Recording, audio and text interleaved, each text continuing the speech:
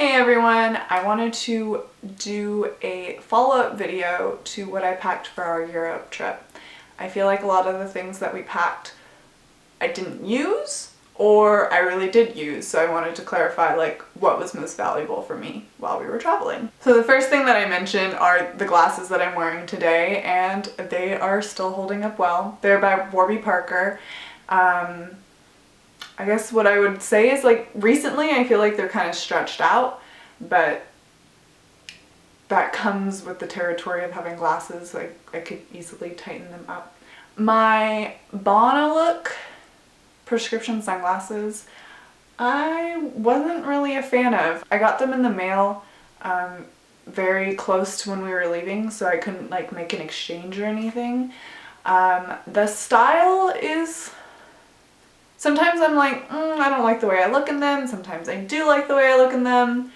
But first and foremost, those ones do not fit my face. Like those are too stretched out. Like from the beginning they were too stretched out. So it really sucked when we were like hot and sweaty and traveling and stuff, and they're just like sliding off my face. It was pretty irritating.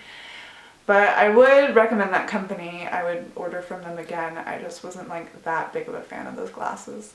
So the Kelly Moore chapel bag I didn't use for the entire trip. It's actually in Barcelona right now still. It kind of was a little too heavy. Like it wasn't really like a backpacking across Europe bag. It was nice to keep my laptop in there and to keep my camera in there, to keep them like protected. But I think that if I was carrying more camera equipment, it would be more useful, but I wasn't, so it kind of just became bulky and in the way. And I remember one day in Madrid, I wanted to use it as like my day bag, and I had to get a locker because it was way too big when we went to the Prada. So it's like, well, that was a wasted cost of having to like rent a locker. So I don't know, I ended up getting a Lush tote bag. And like that's perfect. I think that a tote bag is good because if you don't want to use it, then you can just roll it all up and throw it in your backpack. So I couldn't do that with my Kelly Moore chapel bag. I loved my Eagle Creek backpack. Like I think that it is a good backpack. And I put patches all over it, so like now I'm even more in love with it because it has so many memories on it. I mean, the only thing that I could say that I don't like about it is I wish that it had like more pockets and compartments. It only has like 2 pockets in the front, and then the whole entire backpack is its own pocket. Like what I would do is I would put like chargers and stuff in the top pocket, and I put like all like my extra cosmetic stuff. Like I had, when I went to Lush, I would get multiple shampoo bars because I didn't know when I was going to run into another vegan cruelty-free shampoo after I finished that bar, and like just future like vitamins and stuff like that. I kind of had to carry extra stuff because I wanted to like make sure I had it when I would need it. The converters were useful. I would maybe just get one of those converters that converts into all of the different kind of converters. That way it just saves you some space in your packing and not necessarily like having multiple converters. And honestly, like we were using the UK converter for a short period of time, so that was kind of like a waste to carry around Europe. So in that video, I also mentioned my G16 camera, which I used, and all of my pictures that I took and published on like Instagram throughout our trip were pretty much taken with that camera.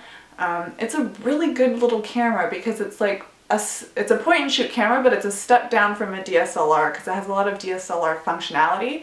And then you can also connect the camera to your phone. So any picture that I would take could easily be posted on Instagram. So I really enjoyed that camera.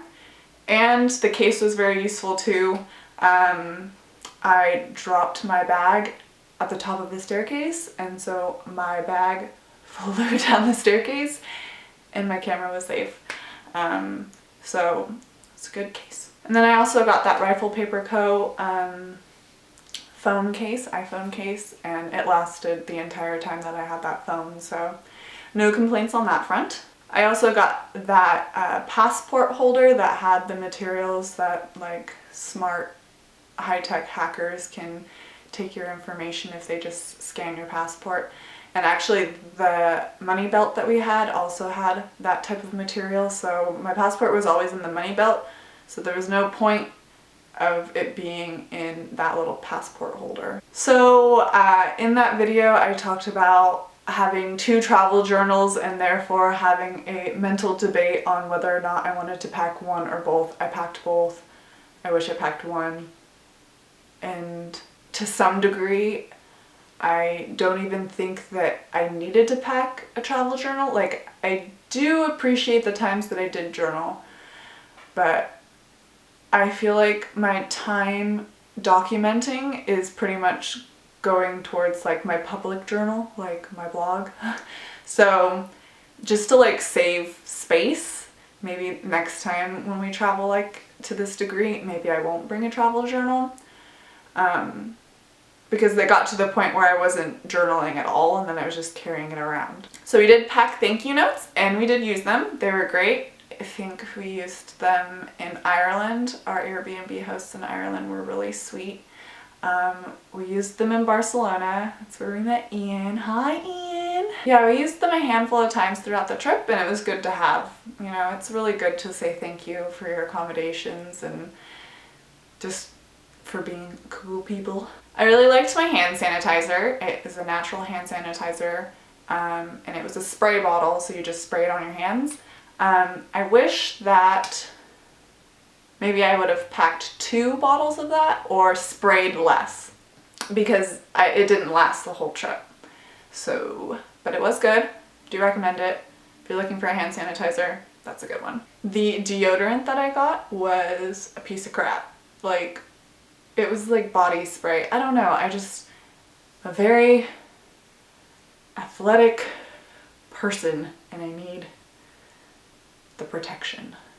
I don't mind sweating is natural, and I just don't like stinking up the place, you know? So that I just used as like, what did I end up doing? What deodorant did I use? Maybe I just smelled the whole time. I honestly cannot remember what I did when I finished that bottle. But, who did? But the deodorant that I use now, which I don't know if I'll change from, is Schmidt's Lavender and Sage deodorant. It's like these like cream deodorants. I hear a lot of good things of Meow Meow Tweets deodorant that's like this type of situation. So this works really well for me. I feel like I've tried a lot of different cruelty-free vegan deodorants for someone who has a very active lifestyle, and Schmidt's is really good. The travel razor was fine, no complaints. I mean, upon reflection, I probably should have gotten a cruelty-free vegan razor, but do those exist? Comment down below. I honestly feel like I can use a razor for a long time before it really gets like, tarnished. So I haven't had like that many switches outs of razors since I've become vegan. So I don't know, help a girl out. The New Balance shoes were a good purchase. Still using them. They're my gym shoes. No complaints. I really liked the packing cubes. It was really it really helped me organize my bag. You know, like I said, the backpack part of the backpack, you know, it doesn't have any compartments or anything, so it was nice to have the packing cubes to divide everything up. It made it really easy for everything to like fit into my backpack nicely, because sometimes when you're backpacking, I feel like your backpack can be lumpy in all different areas, and this kind of like smoothed everything out in my backpack. I used the 3 like cubes. I also had one that you can like lay things flat in, and I don't think that it really did anything for me. For the most part, I rolled everything in the cubes, and so laying my dress flat or my jeans flat didn't really make a difference, so I just shipped that one home. The microfiber towel was good, no complaints. It dried quickly. Probably didn't need to keep it in that bag just to save on weight on my backpack. And then the Rick Steves sleep slack, and then the Rick Steves sleep sack. Like I said in the previous video, it's like just kind of like a material sleeping bag, and it was useless for us because we didn't use it. It's for when you ran into any sleeping situations, for when the bedding was questionable. I feel like that didn't really happen for us. I think that that is more of a hostel situation, and we did a lot of Airbnb listings, and then on top of that, the hostels that we stayed at had fine bedding.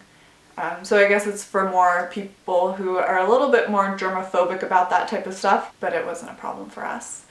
So that's the follow-up video to what I packed in my Europe trip. Like, I used a pretty decent amount of it and didn't use some of it too. So I hope you found this video useful. If you guys have any packing tips, I would love to hear them in the comments down below, along with are you interested in a packing video from myself? Let me know, and subscribe to catch the next video. Bye.